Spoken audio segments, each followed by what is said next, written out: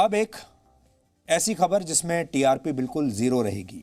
जीवन में वही व्यक्ति सफल होता है जो अपनी असफलता से सीखता है, और इसका सबसे अच्छा उदाहरण पेश किया था भारत के पूर्व राष्ट्रपति एपीजे अब्दुल कलाम ने। आज एपीजे अब्दुल कलाम का 89वां जन्मदिन है। वो कोई फिल्म स्टार नहीं है, ना ही क्रिकेटर हैं, फिर भी आपको उनकी कहानी देखनी चाहिए। आज वो हमारे बीच नहीं है, लेकिन उनकी कहानी हमें यह बताती है कि जीवन अपार संभावनाओं का नाम है। डॉक्टर कलाम बचपन में अपने परिवार का खर्च उठाने के लिए अखबार बेचा करते थे और एक दिन वो भारत के राष्ट्रपति बन गए। इस दौरान उन्होंने विज्ञान की दुनिया में भी भारत का नाम रोशन किया और एक सच्चे राष्ट्रभक्त के तौर पर उन्होंने सैन्य शक्ति के मामले में भारत को एक मजबूत राष्ट्र में बदल दिया। इसलिए आज हम कलाम साहब के जीवन के अलग अलग पहलुओं को समझने की कोशिश करेंगे और आपको बताएंगे कि भारत के 20 करोड़ मुसलमान और भारत के युवा उनके जीवन से क्या सीख सकते हैं। इस्लाम और विज्ञान मिलकर कैसे कलाम बन सकता है। डॉक्टर अब्दुल कलाम कहते थे, अगर आप असफल भी हो जाएं तो आपको उम्मीद नहीं छोड़नी चाहिए, क्योंकि उनकी नज़र में अंग्रेजी के शब्द फेल का अर्थ असफलता नहीं था। अब आप सोचिए, अंग्रेजी का एक शब्द है फेल, FAIL, बल्कि वो इसका अर्थ जो निकालते थे वो था फर्स्ट अटेम्प्ट इन लर्निंग, यानी असफलता सीखने की दिशा में पहला प्रयास, उसका मतलब है फेल। और सफलता को लेकर वो कहते थे कि अपनी पहली सफलता पर जश्न मनाने की जरूरत नहीं और इसके बाद आपको आराम से बैठे नहीं रहना चाहिए, क्योंकि अगर आप अपने दूसरे प्रयास में असफल हो गए तो लोग कहेंगे कि आपको जो पहली सफलता मिली थी वो सिर्फ किस्मत की वजह से मिली थी। सफलता और असफलता पर कलाम साहब द्वारा कही गई यही दो बातें हमारे आज के विश्लेषण का आधार हैं। डॉक्टर एपीजे अब्दुल कलाम का जन्म 15 अक्टूबर 1931 को रामेश्वरम के एक मुस्लिम परिवार में हुआ था। डॉक्टर कलाम बचपन से ही हवाई जहाज उड़ाना चाहते थे। जब वो 5वीं कक्षा में थे तब आसमान में उड़ती हुई चिड़िया देखकर उन्होंने अपने शिक्षक सुब्रमण्यम अय्यर से एक सवाल पूछा था कि ये चिड़िया आसमान में कैसे उड़ती हैं। उनकी यही जिज्ञासा कुछ वर्षों के बाद उन्हें देहरादून ले आई, जहां उन्हें भारतीय वायुसेना का पायलट बनने के लिए एक इंटरव्यू देना था, क्योंकि वो इंडियन एयरफोर्स में पायलट बनना चाहते थे। 25 उम्मीदवारों में उन्होंने 9वां स्थान हासिल किया, लेकिन उस समय जो पद थे, पोस्ट यानी वैकेंसी जो थी, वो सिर्फ 8 थी। 8 लोगों की जरूरत थी और कलाम साहब का जो नंबर था वो था 9वां।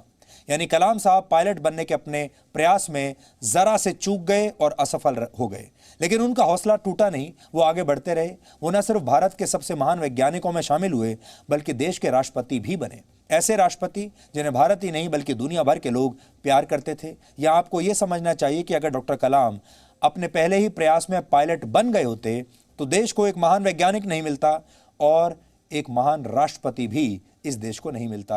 कलाम एक सच्चे मुसलमान थे, लेकिन उन्होंने अपनी राष्ट्रभक्ति से हर बार यह साबित किया कि देश के किसी भी नागरिक के लिए मातृभूमि से बढ़कर कुछ नहीं होना चाहिए, चाहे उसका धर्म कुछ भी हो। आज हमारे देश के उन करोड़ों मुसलमानों को डॉक्टर कलाम से सबक लेना चाहिए जो देश में रहते हुए भी खुद को देश का हिस्सा नहीं मानते।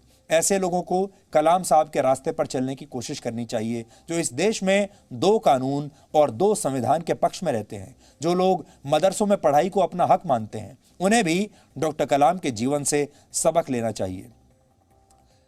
डॉक्टर कलाम किसी मदरसे में नहीं पढ़े, लेकिन हमें यकीन है कि अगर वो ऐसा करते भी तो भी वो अपने लक्ष्य से कभी भटकते नहीं, क्योंकि बुराई मदरसों में नहीं है, बुराई देश को अपना देश न समझने वाली सोच में है। जो लोग आज नागरिकता कानून का विरोध करते हैं, उन्हें समझना चाहिए कि कैसे एक मुसलमान देशभक्त अपने व्यक्तित्व के दम पर देश का पहला नागरिक यानी राष्ट्रपति बन गया। यानी नागरिकता का भाव कानून से नहीं, कर्म से आता है। भारत के जिन मुट्ठी भर मुसलमानों को हर चीज से समस्या लगती है, उन्हें कलाम साहब के जीवन से ये सीखना चाहिए कि आपके आसपास का माहौल कैसा भी हो, आपको अपने सपनों से समझौता नहीं करना चाहिए और तमाम दबाव के बावजूद हमेशा बड़े सपने देखने चाहिए। और एक सच्चा मुसलमान वो होता है जो अच्छा नागरिक बनता है, जो अपनी मातृभूमि से प्यार करता है, जो अपने देश से प्यार करता है। डॉक्टर कलाम सच्चे मुसलमान थे, लेकिन वो राष्ट्रभक्ति की राह पर चलते हुए देश के राष्ट्रपति बने। देश के मुसलमान चाहें तो कलाम साहब से ये सीख सकते हैं कि एक मुसलमान को अच्छा नागरिक भी होना चाहिए। यही बात कुरान में भी लिखी है और हमें लगता है कि मुसलमानों को ही नहीं, हर धर्म के लोगों को ये बात सीखनी चाहिए। डॉक्टर कलाम राष्ट्रवादी थे। पहले उन्होंने एक वैज्ञानिक की तरह देश की सेवा की। देश की सेनाओं को ताकतवर बनाने वाली मिसाइलों का निर्माण किया और राष्ट्रपति बनने के बाद भी उनके लिए देश ही सबसे ऊपर रहा। आप कह सकते हैं कलाम का असली अर्थ है विज्ञान प्लस इस्लाम, यानी विज्ञान और इस्लाम एक साथ अगर चलें तो वो कलाम बनते हैं। आप चाहें तो कलाम साहब और उनके जीवन को सेकुलरिज्म की आदर्श परिभाषा मान सकते हैं। वो खुद एक मुसलमान थे, उन्होंने ईसाई स्कूल से पढ़ाई की और भारत की परंपराओं को पूरी तरह से अपनाया। वो भगवत गीता भी पढ़ते थे और वीणा भी बजाते थे। उन्होंने कभी भी भारत की परंपराओं को हिंदू और मुसलमानों में बांटने की कोशिश नहीं की। अब आपको बताते हैं कि देश के युवा डॉक्टर कलाम से क्या सीख सकते हैं। डॉक्टर कलाम एक मशहूर वैज्ञानिक थे, बाद में राष्ट्रपति बने, लेकिन इन पदों पर रहने के बावजूद उनकी सादगी पर कोई असर नहीं पड़ा। डॉक्टर कलाम जीवन भर एक आम इंसान बने रहे। आजकल के युवा उनसे ये जरूर सीख सकते हैं कि जीवन भर अपनी सफलताओं के बावजूद आम इंसान बने रहना चाहिए। डॉक्टर कलाम ने कहा था, सपने वो होते हैं जो आपको सोने ना दें। बड़े बड़े सपने देखने वाले भारत के युवाओं के लिए एक बड़ी सीख है, क्योंकि देश के ज्यादातर युवा अपने सपनों को पूरा करने से पहले ही हार मान लेते हैं, यानी किसी छोटी सी मुश्किल का भी मुकाबला नहीं कर पाते। उनकी एक और बड़ी बात है जीवन भर सीखते रहना। डॉक्टर कलाम मानते थे जीवन में सीखने की प्रक्रिया हमेशा चलती रहनी चाहिए, जारी रहनी चाहिए। वर्ष 2007 में डॉक्टर कलाम ने यूरोपियन यूनियन की संसद में एक भाषण दिया था। उन्होंने अच्छे व्यक्तित्व की परिभाषा को जिन शब्दों में बयान किया था वो आज आप सबको सुनने चाहिए। As we say in India, where there is righteousness in the heart, there is beauty in the character. When there is beauty in the character, there is harmony in the home. When there is harmony in the home, there is an order in the nation. When there is order in the nation, there is peace in the world.